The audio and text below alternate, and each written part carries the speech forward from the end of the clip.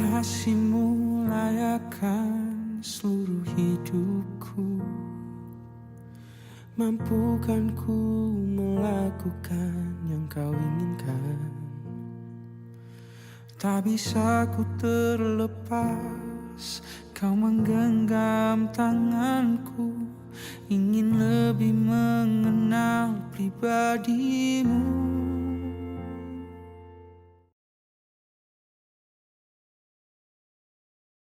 Shalom Raja oleh Tuhan dimanapun berada, berjumpa kembali di acara Voice of Hope.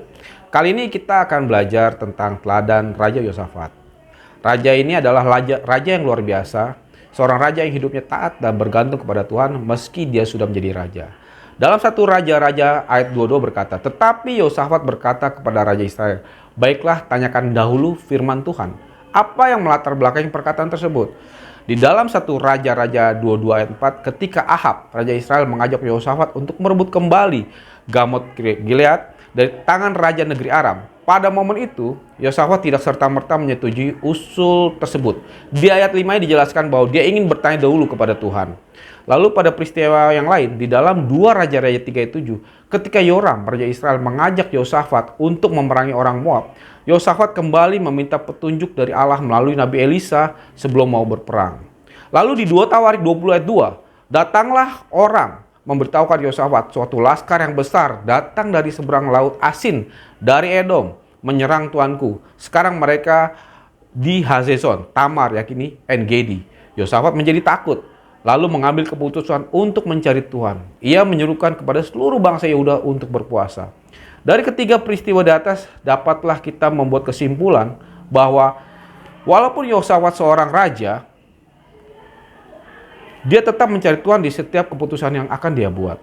Dia mencari Tuhan karena tahu hanya bersama dengan Tuhan, dia mendapatkan perlindungan di dalam kesesakan dan ketakutan. Yosafat percaya segala sesuatu yang terjadi di dalam kehidupannya itu dalam kendali Tuhan.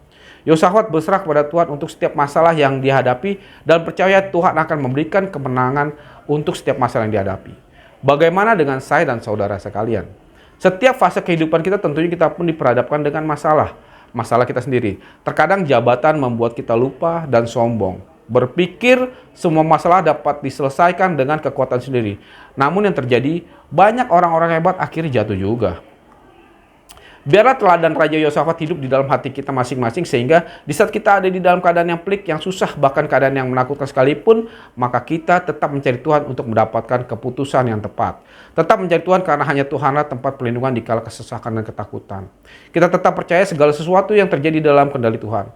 Kita berserah kepada Tuhan untuk setiap masalah yang kita hadapi dan percaya Tuhan akan memberikan kemenangan akan setiap masalah yang kita hadapi. Zig Ziglar, pembicara motivasi kelas dunia, memiliki kisah inspiratif yang menggambarkan bagaimana dia mengandalkan Tuhan, menggunakan prinsip-prinsip Alkitabiah dan membantu kesuksesannya. Lahir pada tahun 1926, Ziglar dibesarkan oleh ibunya dengan nilai-nilai Alkitabiah. Setelah kehilangan ayah dan adiknya perempuan, ia memulai karirnya dengan menjual kacang sehingga menjadi pembicara motivasi terkenal pada tahun 1970. Ziglar memutuskan untuk fokus sepenuhnya pada bisnis motivasi dan mendirikan perusahaan pelatihan untuk pendidikan kerja. Meskipun awalnya dia tidak mengundang Yesus menjadi Tuhan dalam hidupnya, tapi pada usia 45 tahun, Ziglar memutuskan untuk memberikan hidupnya kepada Kristus setelah dia dipengaruhi oleh seorang wanita kulit hitam bernama Suster Jessie. Hingga kini Ziglar tetap menyatakan imannya setelah terbuka dalam tulisan dan kepelatihannya. Ia juga menyarankan agar orang Kristen dalam dunia bisnis mengandalkan prinsip-prinsip ilahi dan melayani Kristus serta sesama manusia dengan sumber yang dimiliki. Ada satu buku karangan dia yang sangat keren banget yang berjudul God's Way is Still Best Way. Jalan Tuhan selalu yang terbaik. Ziglar berkisah bagaimana buah-buah Roh Kudus memberikan semangat dan dampak jelas di dalam kehidupan orang-orang Kristiani yang berpusat pada Kristus. Setiap bab dalam buku ini penuh berisi kisah orang-orang seperti Tony Evans, Tom Harken, dan Dr. Kenneth Cooper, di mana kasih mereka kepada Yesus menggerakkan mereka untuk membagikan iman mereka dan membagikan kelegaan kepada dunia yang sakit. God's way is still the best way adalah selaras dengan nilai-nilai dari Raja Yosafat, sehingga menjadikannya salah satu raja yang rendah hati dan Tuhan berkenan kepadanya. Tuhan memberkati. Terima kasih sudah menonton podcast Voice of Hope dengan tema Juni Bridging the Gap.